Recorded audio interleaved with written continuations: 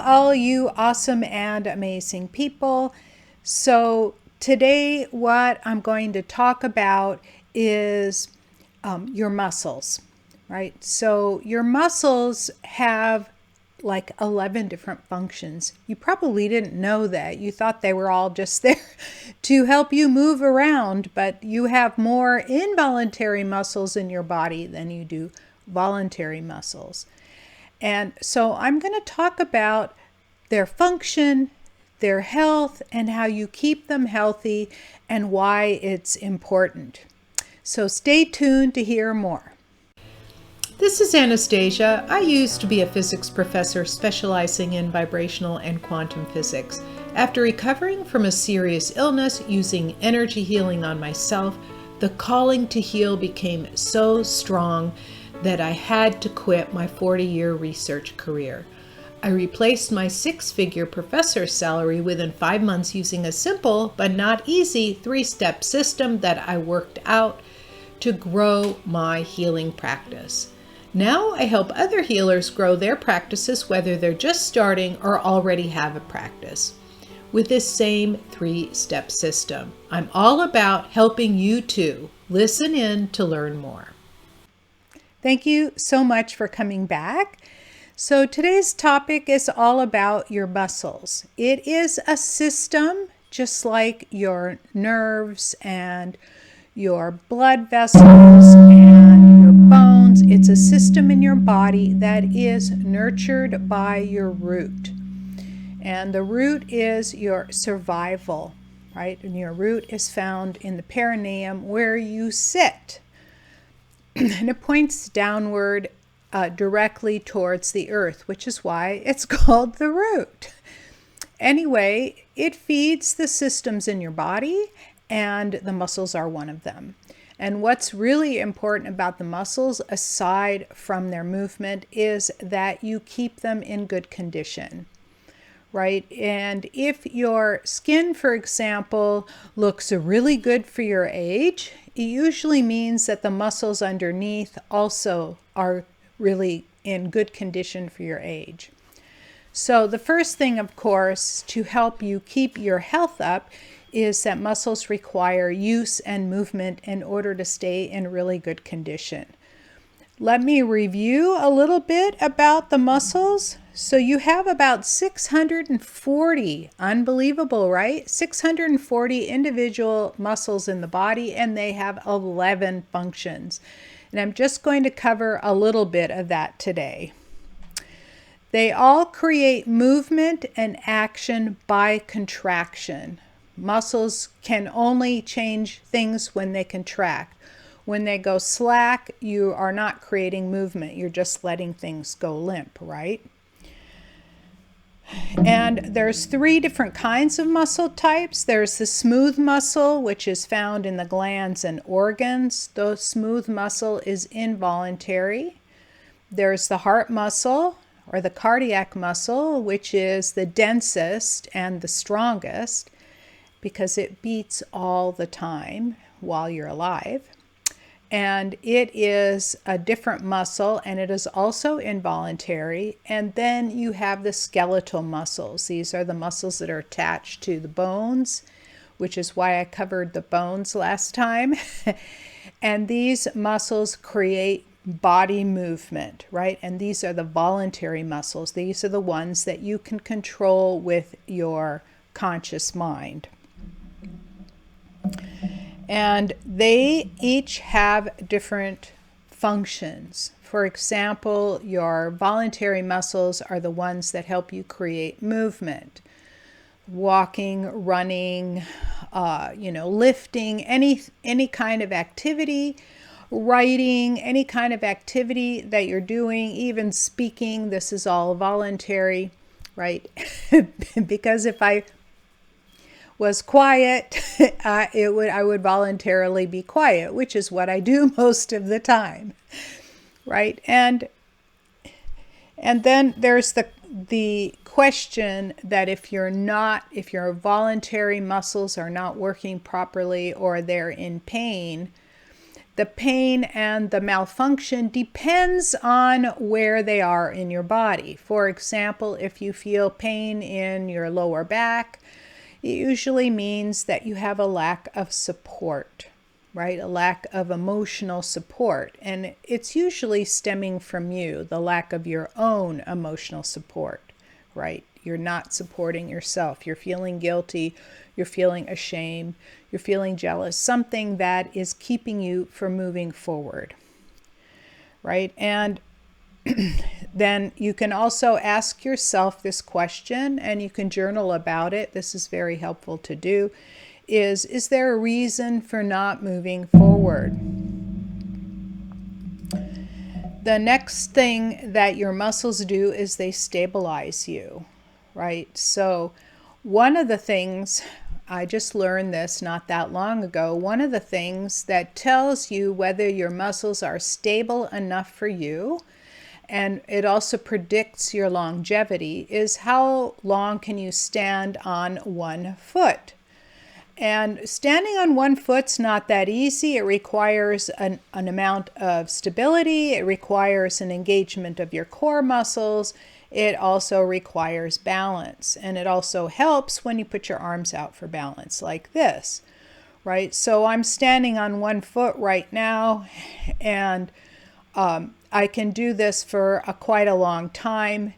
And even though I'm 70, that gives you a good indication that my muscles at this age are still in pretty good shape. I walk a minimum of 10,000 steps.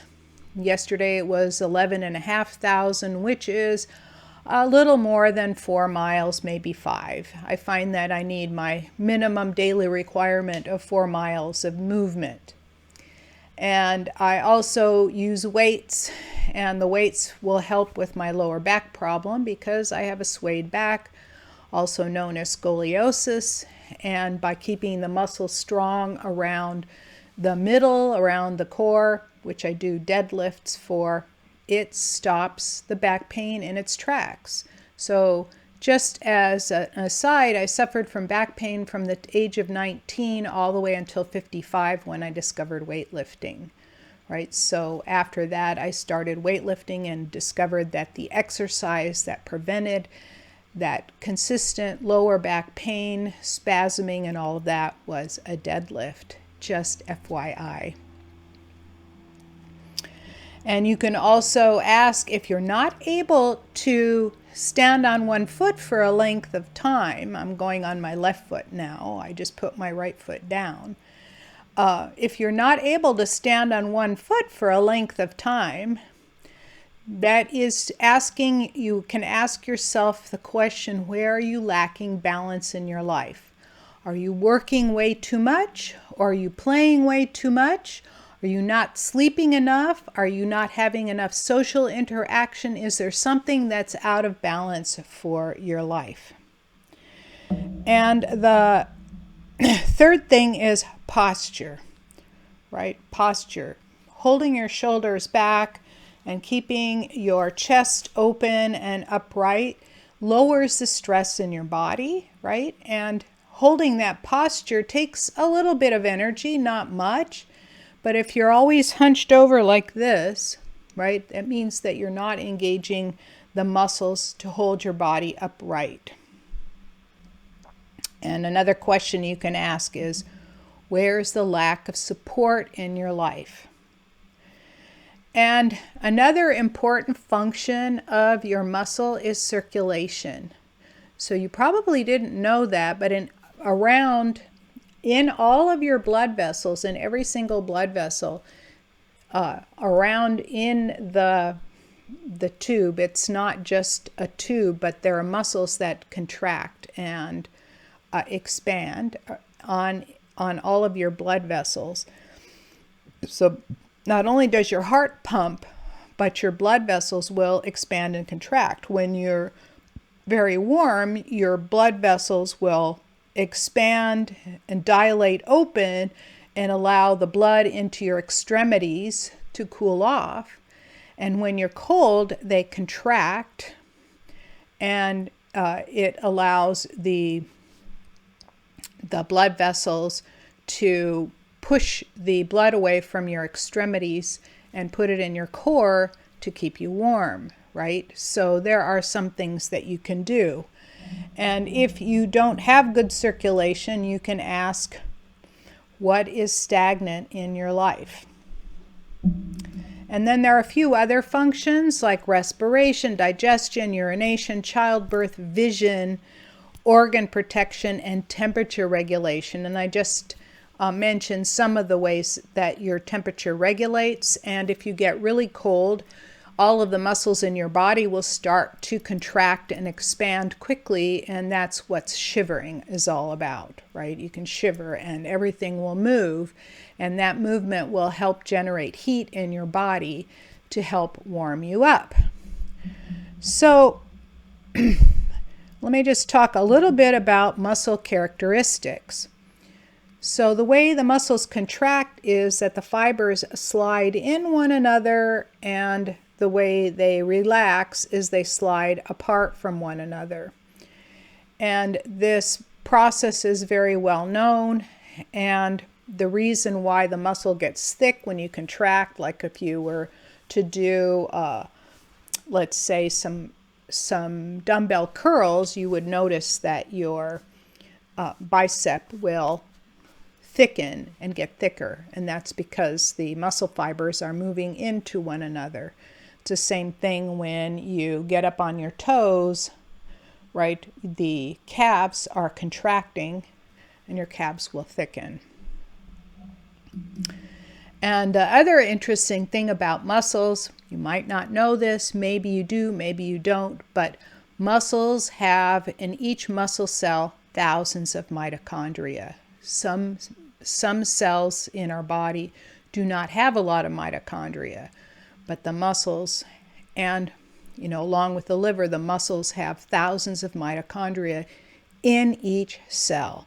And that's because you need the mitochondria. So one of the questions that I've heard is, how do you build muscle endurance, right? It's not just building up the muscle fiber, it's also building up the number of mitochondria, right? So as you cycle through, the more you need energy, right? So for example, my leg muscles, because I've been exercising at least an hour a day since I was 14, right? In 1967 is when I started, and I just never quit because it always made me feel way better. So the fact is that when you exercise more, you build up more mitochondria. If you exercise less, then the cells that are produced afterwards to replace the muscle cells that you had before don't need as many. So it's basically your body is being very efficient and not producing something you don't need, right? So having more mitochondria helps you have enough energy for all your muscles so you can keep going. That's how you build stamina, right? So the other thing about building up your muscles and using your muscles is that it helps you stay younger, right? It keeps you younger. It helps reverse type 2 diabetes damage. It helps improve cardiovascular issues, and it helps with metabolic syndrome. And in a test of 500,000 individuals, this you probably didn't know, in a test of 500,000 individuals, they noticed that the people that had the best cognitive abilities are the ones that had the best hand grip strength. So that means that the more muscle you have, the better your brain functions.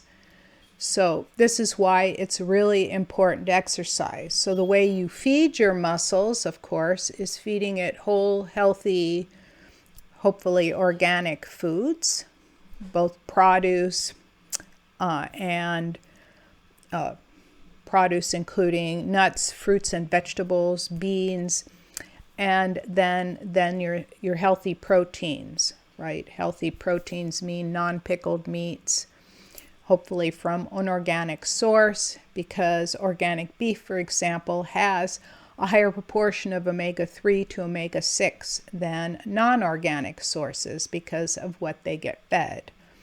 Okay, so the other is to keep yourself well hydrated, get enough rest, and of course, make sure that you exercise. And exercising daily is helpful. You do not have to go out and lift 500 pounds at a time or, run marathons every day. A simple walk will work wonders. It helps keep your posture up, helps keep the ability to stay balanced. It helps you with your muscle tone so you look younger, and it helps your skin look better. Okay, I hope that was helpful. I didn't talk about healing today, but I want you to know that there is an emotional and psychological reason why muscles don't work. And some of those emotional reasons are not wanting to move forward, right? Because muscles equal movement, not wanting to move forward, feeling stuck, and feeling unsupported. So I hope this was helpful today, and I look forward to seeing you in the next video. Thank you so much for taking valuable time out of your day to listen in. If you found this message helpful, please help spread the word by giving the broadcast a thumbs up or a 5-star rating. Share it with your friends, and be sure to subscribe to my channel with your notifications on. For further training on healing and growing your healing business using my 3-step system, go to www.highpaidhealers.com. And I'll see you in the next video.